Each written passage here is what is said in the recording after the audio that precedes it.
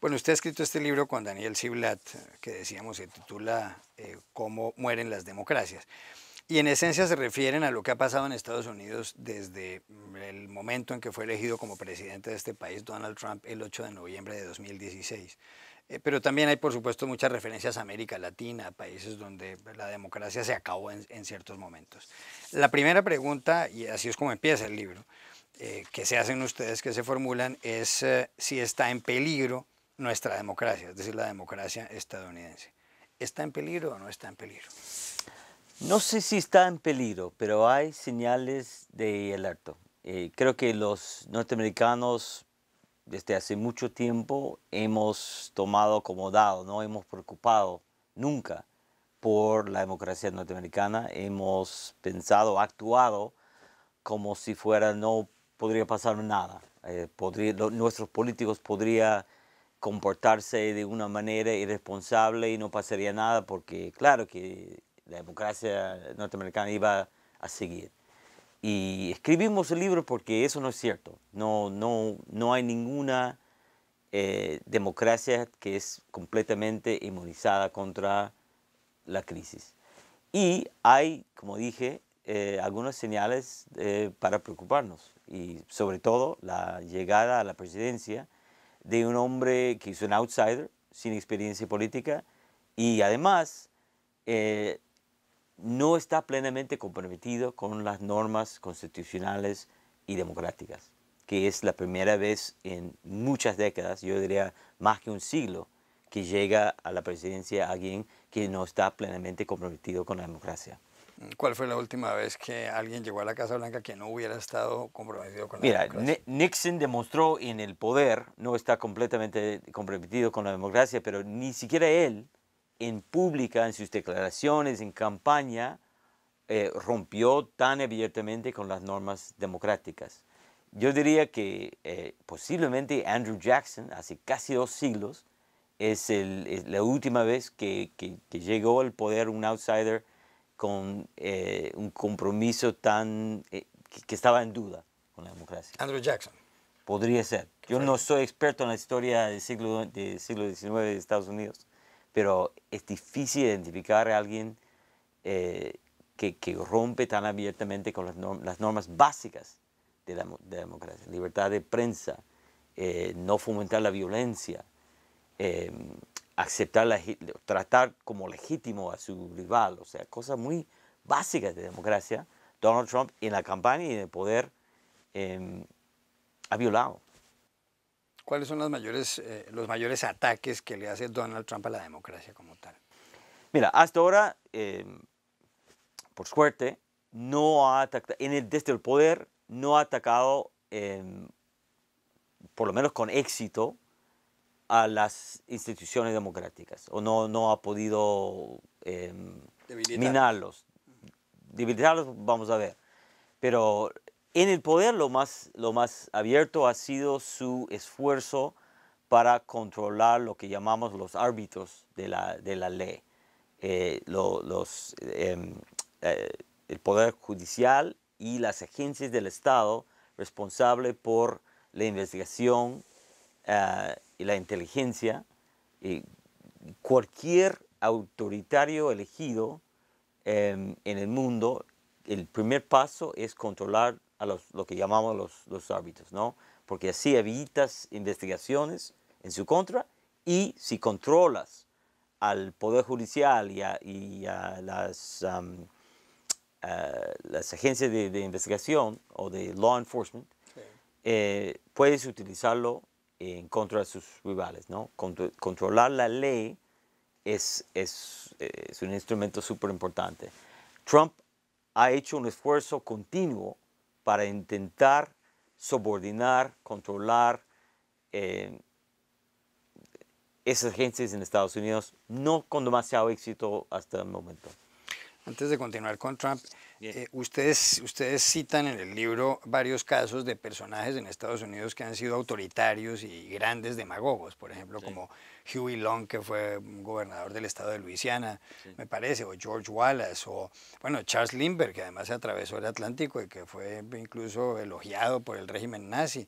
Henry Ford, el hombre que fundó la fábrica de automóviles, o que fue uno de los emblemas de la fábrica de automóviles. Y además dicen que siempre estas personas han tenido un cierto respaldo, un porcentaje de la totalidad de la población estadounidense que los apoya. ¿Por qué pasa eso en un país como este, que se supone que tiene la democracia más sólida del mundo?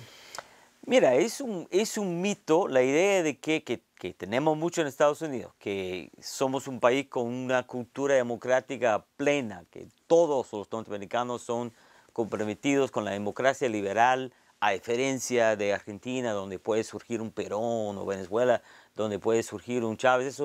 Imaginamos muchas veces que eso es imposible en Estados Unidos. Y no es tan así. Somos un país muy grande, un país muy diverso, con un país muy desigual comparado con otras democracias occidentales. Y siempre ha habido, desde que haya encuestas, buenas encuestas, desde hace casi un siglo, siempre ha habido un sector de la población proclive a apoyar figuras de demagogos, autoritarios, populistas, de derecha e izquierda, mencionaste varios. La diferencia, la gran diferencia entre Estados Unidos y países donde llegaron al poder esos tipos más autoritarios es que los partidos políticos han sido muy exitosos en el pasado en trabajar como un filtro y evitar que esa gente llegue cerca del poder. Fallaron en 2016. Deme un ejemplo de eso, de que el Partido Republicano o el Partido Demócrata hubieran logrado atajar, hubieran logrado frenar a un demagogo que estuviera buscando llegar a la Casa Blanca. Mira, el sistema de selección de candidatos antes de 1972 era un sistema donde fueron seleccionados en convención, en congreso partidario, donde en realidad, en la práctica, un grupo de dirigentes partidarios seleccionaba al candidato. En un proceso poco transparente, poco democrático, pero que funcionaba para evitar que los outsiders entren. Entonces, por ejemplo, Henry Ford es un empresario exitoso con mucha popularidad en el campo, en el interior del país, visto como un héroe popular. Un poquito fascista. Hitler habló bien de él en Mein Kampf. Tenía algunas ideas antisemitas, extremistas, y quería ser presidente. Quería postular para la presidencia en 1924. Y sus seguidores hablaban de él, hicieron un poco de precandidatura en el 23, pero como demócrata en esa época. Ford se dio cuenta que no tenía, aunque tenía mucho apoyo, que la élite política del Partido Demócrata jamás iba a considerarlo. Entonces ni siquiera postuló. Lindbergh no sé si quería ser candidato, pero sabía que no había manera. Huey Long fue asesinado antes de postular. Él quería postular para la presidencia, era demócrata, hubiera tenido que ganarle a FDR, a Roosevelt. Franklin Roosevelt. Y era clarísimo que aunque Huey Long tenía un montón de apoyo popular, que la élite del Partido Demócrata, él estaba en el Senado y estaba aislado entre los demócratas. Y no tenía la más mínima posibilidad de ganar FDR, no en el voto popular, sino en el voto de la élite partidaria. Entonces, esos son casos en los cuales outsiders o populistas con amplio apoyo popular se dieron cuenta que no tenían la más mínima posibilidad de ser candidato. Para bien o mal, los líderes partidarios funcionaron como filtro y dejaron afuera a gente con más orientación autoritaria. ¿Y qué pasó con Donald Trump? Porque Donald Trump presentó, me parece que había 16 o 17 precandidatos republicanos. 17 incluyendo él, donde sí. estaba, pues era una gran cantidad. Jeb Bush estaba de primero en las encuestas en un momento dado. Eran muchísimos. ¿Qué pasó en ese caso? ¿Por qué el Partido Republicano no lo frenó? ¿O es que no lo quiso frenar? ¿O es que hubo otros factores que incidieron en el resultado final? Buena pregunta. Lo más fundamental es que en 1972 cambiamos nuestro sistema de selección de candidatos. Ahora tenemos un sistema de primarias que es un sistema mucho más transparente, mucho más inclusivo, mucho más democrático. Inclusive el sistema republicano es más democrático que el Partido Demócrata, que tiene lo que se llaman los superdelegados. En el Partido Republicano, el que gana los votos es el candidato. Y eso deja a la élite partidaria, los líderes, los caudillos del partido, sin ninguna capacidad de controlar la candidatura, para bien o para mal. Lo bueno, lo positivo es que es un sistema mucho más democrático. Lo malo es que el gatekeeping, la tarea del filtro que antes jugaba el partido ya dejó de existir. Entonces el camino que estaba cerrado a gente como Henry Ford hace casi un siglo ya está casi sin obstáculos, casi abierto a un outsider.